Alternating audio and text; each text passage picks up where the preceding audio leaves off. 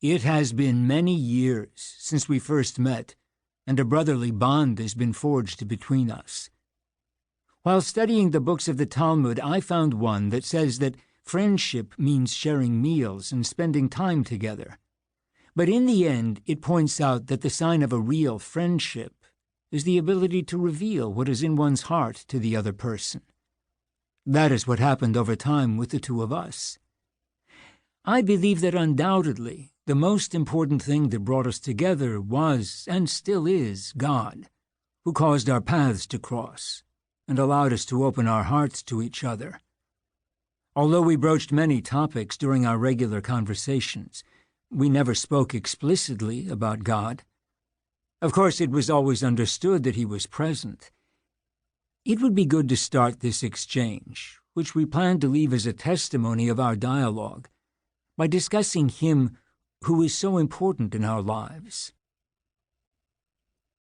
Bergoglio. What a great word, path. In my personal experience with God, I cannot do without the path. I would say that one encounters God walking, moving, seeking him, and allowing oneself to be sought by him. They are two paths that meet. On one hand, there is our path that seeks him, driven by that instinct that flows from the heart. And after, when we have encountered each other, we realize that he was the one who had been searching for us from the start. The initial religious experience is that of walking. Walk to the land that I am going to give you. It is a promise that God makes to Abraham. In that promise, in this walking, an alliance is established that consolidates over time. Because of this, I say that my experience with God takes place along the path, both in the search and in allowing myself to be sought, even if it may be by diverse paths of pain, of joy, of light, or of darkness. What you have said reminds me of a few biblical verses. For example, when God tells Abraham, "Walk in my presence and be blameless," or when the prophet Micah needed to explain to the Israelites what God wanted from them, and he tells them to do justice and to love goodness and to walk humbly with your God. Without a doubt, experiencing God is dynamic, to use a word that we learn in our mutual study of basic science, me as a doctor of chemistry and you as a chemical technician.